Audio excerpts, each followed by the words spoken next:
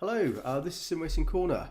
I have another amplifier and I bought this from Banggood. It arrived this morning. It's still unopened, as you can see. Still got the tape on there.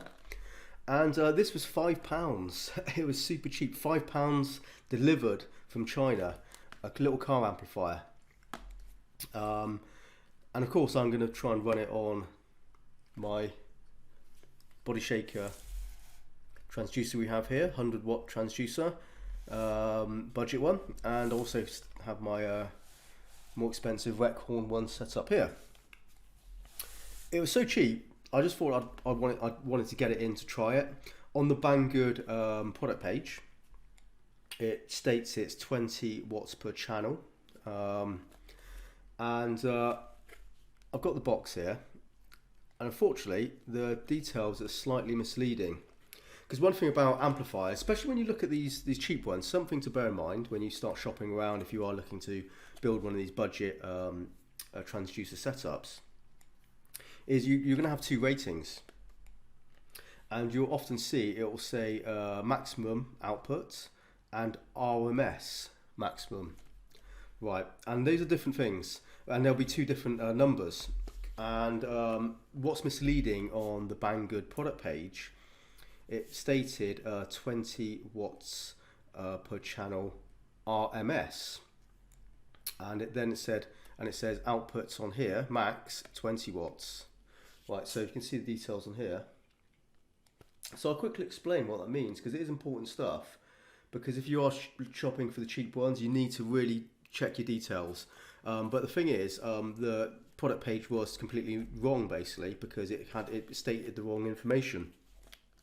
So okay, so what the difference is, maximum output, say 20 watts stated here, is what it can handle in very small bursts before this thing explodes basically. That's the maximum it can handle, not continuous output. Okay, so that's one thing you have to bear in mind. It's kind of like the upper edge of it kind of having a spike and being able to kind of handle that kind of energy. RMS power is the continuous power. In other words, the maximum it can sustain and give you performance and be okay. So yeah, it's kind of like, it's a bit like going, putting your revs too high up if you're in the red on the revs too high for too long, the thing's not going to last, right? And it's the same thing here basically. It's kind of got just a range of what it can handle just within small bursts and what it can handle continuous. So that's basically misleading on the website, which I was really disappointed with, because it did say RMS. It didn't have a max power listed on the page. I'll put a screenshot and a link actually in the description to this product, so you know what to look for or not, or to avoid, I suppose. Because that's a bit of a shame, but I'm going to test it here now. So let's open it up anyway. Where is my? Oh, this will do. We can take a look. So of course this doesn't come with a power supply for £5, understandably, and if this thing does just fail quite quickly and die, or doesn't really have much performance, I don't mind really. This was merely purchased to do a test, because I thought it seems like cheap enough to try this sort of thing out. Stuck in the box. Okay, I'm just going to destroy the box.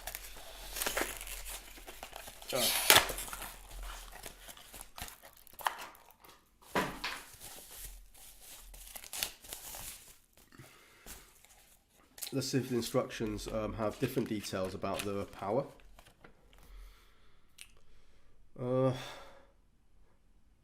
Okay, well, this is just, the thing is, this is even more confusing, right? Because I showed you on the box and it said RMS was 10 watts per channel. On here it's got RMS as, if I can get that in focus, it's pretty difficult on this webcam, but that says 20 watts. Plus 20 watts, so basically 20 watts per channel. Right, so I don't know. One thing I should be able to tell quite quickly actually, when I hook this up, I'll know, if I'll test it in SimHub and we'll see how it works, and I'll know what the output is, because I've got my, I've shown you this before, the Nobe Sound amplifier, which is really nice, and this is running at 30 watts per channel. It does have 50 watts per channel with an upgraded power supply. However, don't buy the extra, do not if you're going to use it on this transducer, just use the power supply that comes with it. And this is just a fair warning actually. I know this isn't about this one, but I just thought I'd mention this because I have shown this in other videos. I did buy a more powerful power supply to run this at 50 watts per channel. And what I found was it ran a single one or two at the same time, but it kept cutting out on the transducer. It ran for about 30 seconds.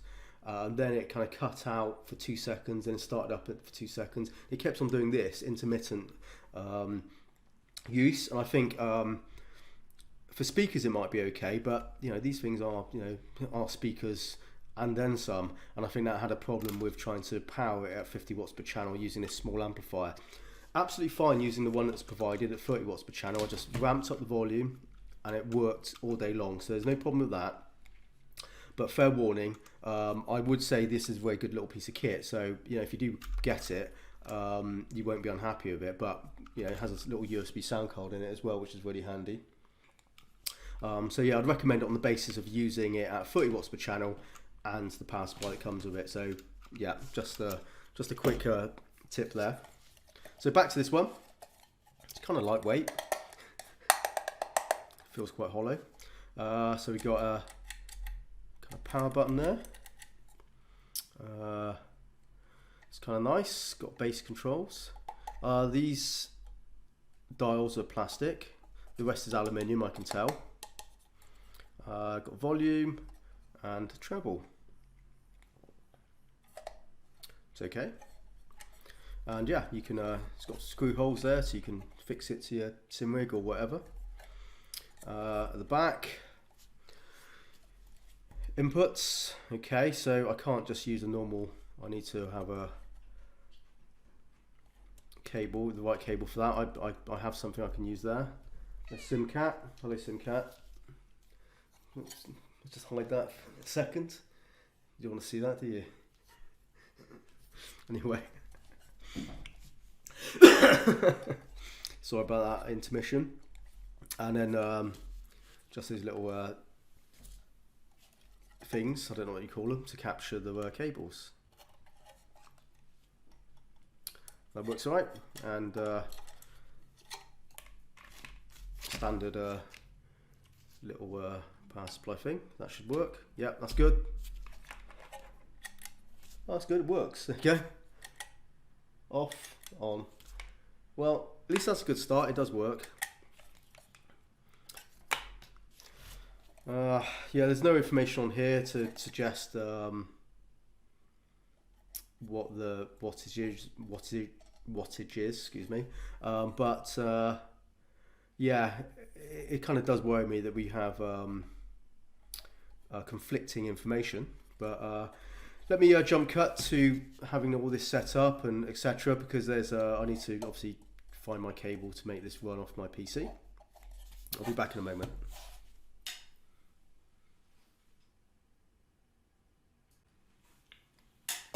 Right, I'm back, and you can see we're all wired up for sound or vibrations. Okay, let's get this out of the way. Using SimHub again, and this is just under the bass shaker settings. There's just a quick test you can do. Just click on it and it makes this stuff vibrate. So I think it's this one. Just so you know, everything is on full volume here. And I have to say that's pretty anemic. That's not good at all. That's terrible. I have to admit, that is terrible. Now the rec horn. Put on the side there.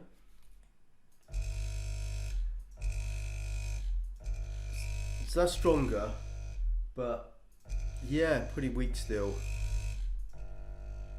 I mean, you can feel it, but it's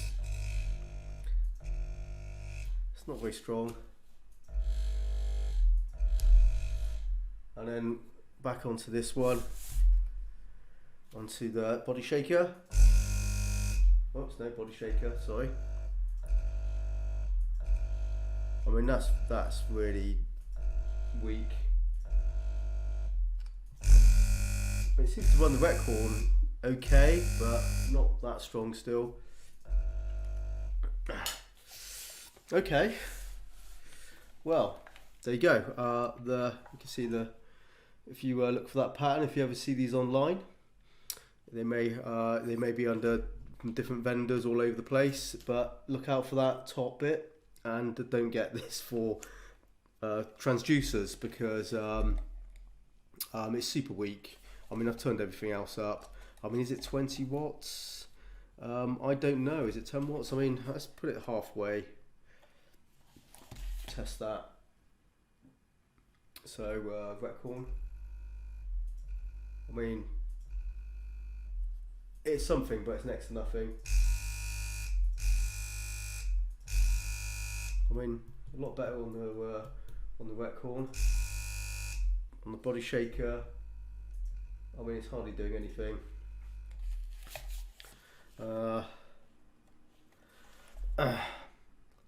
Yeah, going too cheap like this is not worth it. It's not worth it. But it's hard to know, isn't it? It's hard to know when you look at these things online, when they have specifications which seemingly on paper are decent. I mean, yeah, I can't make a judgment. I don't know if that is 20 watts.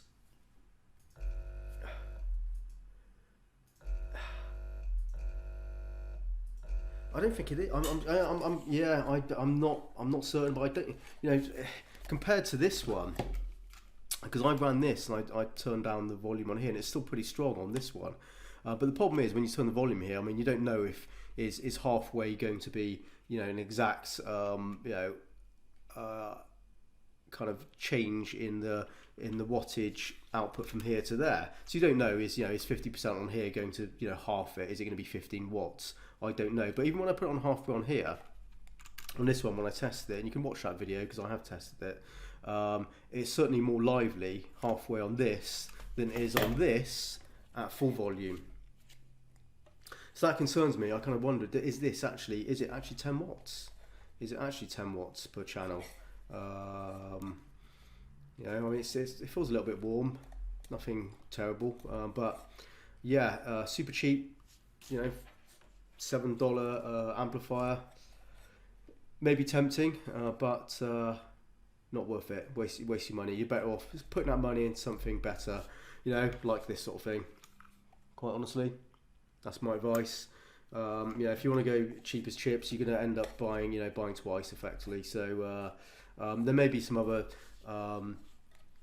car amplifiers which are more credible. One brand is the LAB GT1, which comes out, gets mentioned quite a lot on Amazon. You'll see it, you know, being getting good reviews, and people do use the LAB GT1 for tactile transducer. I don't know which particular model from that range, because they do have a few different ones of different power ranges, but this one, yeah, 20 watts per channel.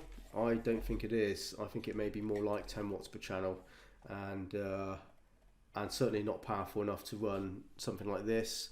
Maybe if you're going to be using smaller, you know, you get smaller transducers, less than 100 watts. I mean, this is quite big, you know, but of course, so you can get like 50 watt ones, and even low, you know, and even smaller ones than this, and maybe that'd be okay for this sort of amplifier.